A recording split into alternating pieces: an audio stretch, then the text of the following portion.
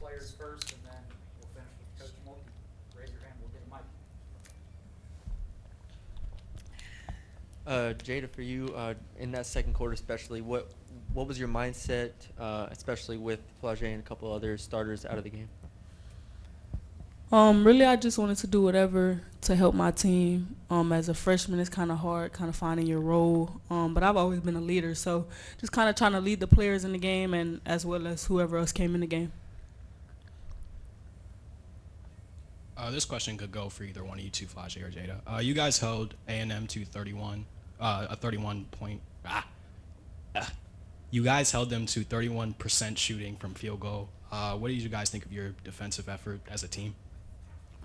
Me personally, I think we could have did way better. We had a couple defensive lapses where they got like off near kills, which is like 3 stops in a row. So we got to clean that up on defense. Like and they was at the free throw line. We put them at the free throw line. You know what I'm saying? So you take away those free throws, they score about 10 points in the first half. So we gotta clean that up. But I think we did okay. I think we're getting better and better. We are a good defensive team, but we don't want to be good. We want to be great. Yeah, Flau'Jae, I wanted to get your take on how your teammates did the last 4.5 minutes there in the second quarter to close the first half when you, Michaela, and Nisa were all sitting during foul trouble. Like, how did you what'd you make of what you saw from them? Man, I was really happy about Jada. She just so confident in what she do. So, we encourage her, shoot the ball. She got a clip. She can shoot that thing. So we just believe in her to be able to make decisions, even as a freshman. I'm just so glad that she got those minutes and she was able to do what she do. But that's when people have to step up. And I think that we had some lapses, but that's expected. Scoring went down a little bit, but that's expected as well. But I think that Jada really managed the time really well. Flau'Jae, I'm sure the last 2 games y'all haven't shot the ball as efficiently as you would hope. What do you think is behind that issue, and how do you get it corrected? Yeah, no, I mean, I know I could speak for Michaela, I could speak for Jada, I could speak for KG. We in the gym every day on that shooting machine, putting in reps. Me personally, I'm getting out of my shot, moving to the left, moving to the right. When I shoot the 3, just got to stay in my shot. But shots going to fall. As long as we do what we do on defense, shots going to fall. And that just goes to show how great we could be. We in these games without shooting the ball good at all from the 3. Like, we 6 from 21 from 3. Like, you know what I'm saying? We shoot the ball better. It's going to be scary, but it's going to come. It's going to come. Flau'Jae, you guys are young, obviously, but 2 games in a short period of time, traveling back. How do you feel like you managed it all? And obviously, some things happened in the last game that upset you between this game and the one you played Friday. Yeah, we mentally strong. Mental has to be 10 times the physical, to play these games. And it's the SEC. You're playing good teams every night. You got to be mentally sharp. You got to let the last game go, and you got to focus on what's in between the lines. So I think we're a young team, but I think that mentally we're strong. Like, even Jada, like, her mentality as a freshman is really just so headstrong, and her confidence is through there. So that's what we got to be, a mentally strong, confident team. Flau'Jae, you were there once as a freshman and making a statement in your freshman season. Have you given Jada any kind of advice as she goes through her first year here?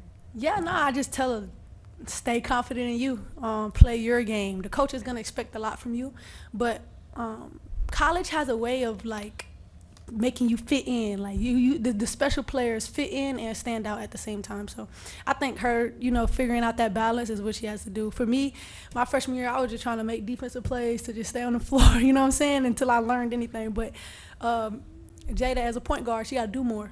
I didn't have to run the team as a freshman, so I think her, she's got to stay in the film room, keep that confidence. Jada, a few weeks ago, Coach Mulkey told us how you're really acclimating well to the point guard position. Do you not really feel like you're a freshman, even though you're only freshman on the team? Just kind of feel like you're all just a part of one? I don't really feel like a freshman. I mean, my teammates hold me to the standard where, like, I'm old too. And I mean, I am the only freshman, so it's kind of hard to feel like a freshman. I'm held to the same standard. So, like Flau'Jae said, just stand in the gym every day. And I mean, I'm in the gym with them, so it makes me feel older.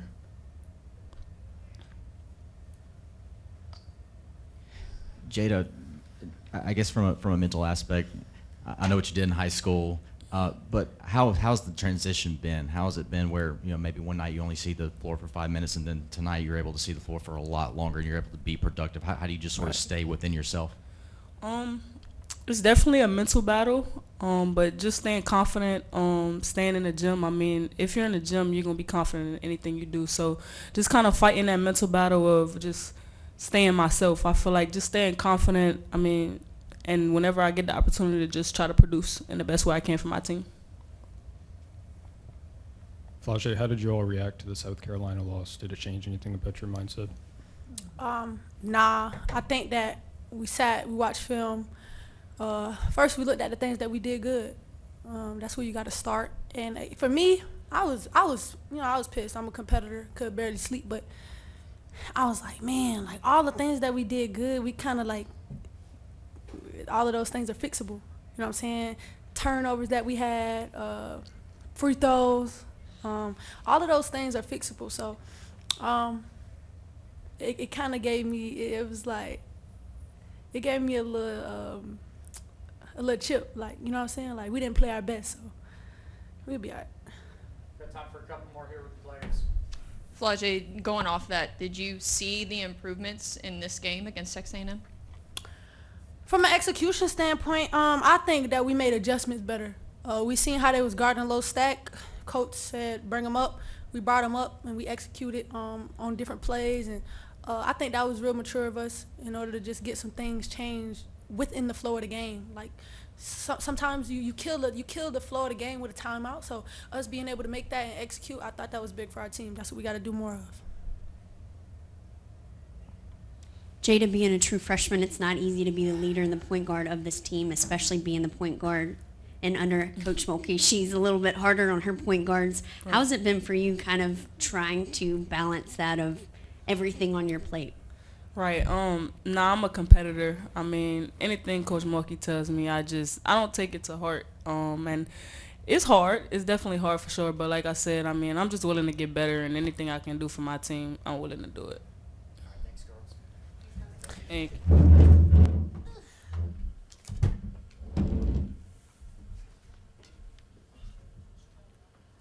We'll start with Ron here for Coach Mulkey.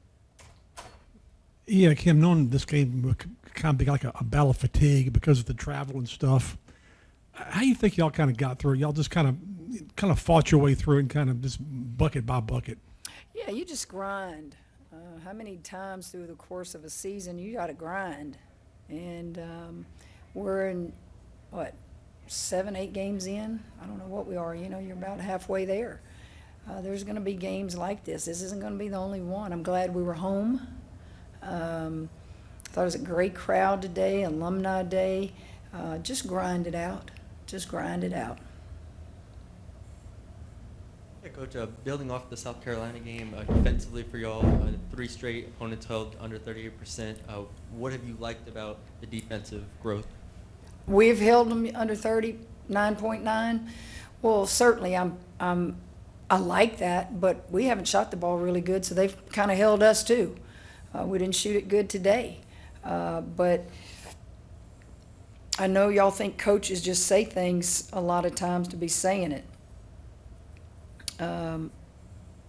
When your shots aren't falling, what keeps you in the game and gives you a chance to win is rebounding and defense. We just broke a record. You said 30 offensive boards. That team is one of the smaller teams I've had since I've been at LSU, those that are playing. 30 offensive boards, and holding your opponents to under 39.9 will always give you a chance when you just can't find a bucket. Let me say this. My heart goes out to Koulibaly. I don't know what her injury is, but it did not look good when she went down. And we've all, as coaches, had that happen, and it rips your heart out for kids. Coach, I guess maybe looking at the brighter side of things with the quick turnaround, do you think that'll help them prepare for, the SEC tournament and postseason where they'll have to play close together? I guess it could. If you noticed, I started subbing a lot early today. That wasn't just because of foul trouble. I was subbing early because I thought in the South Carolina game, I thought we were short on our shots. So I'm thinking, okay, let's rest them if we can more in the first and second quarter and see if that helps and see if we can get more production from our bench while they're fresh. So, yeah, we're going to have games coming quickly. I'm glad we don't play until Thursday. Kim, do you think that was the first time that you didn't have either Michaela or Flau'Jae or Anissa on the floor? Probably. I hadn't even thought about that. Could have been. Yeah, I'm not sure. What was your assessment of those 4.5 minutes? Well, we kept the lead. Didn't we go in at the half up 5 or 6? So we kept the lead. I didn't like the last 4 seconds where Aaliyah left her feet, and we talked about that with her at halftime. You just keep teaching. Whoever's on that floor, you just keep teaching. Coach, A&M had 21 turnovers. You guys only had 12. How important is it from a coaching perspective to win the turnover battle and to also not beat yourselves up with turnovers? Well, I'll go back to what I said earlier. 30 offensive boards, 21 turnovers. That's rebounding, and that's defense. And that's when it's tough for you on the offensive end, that's what keeps you in ball games, and that's what helps you win ball games. And I know I've preached that since I've been here, but this is a great example of it today. Coach, I remember you talking previously about Jada Richard and her development at the point guard position. Just what did you make of her effort today?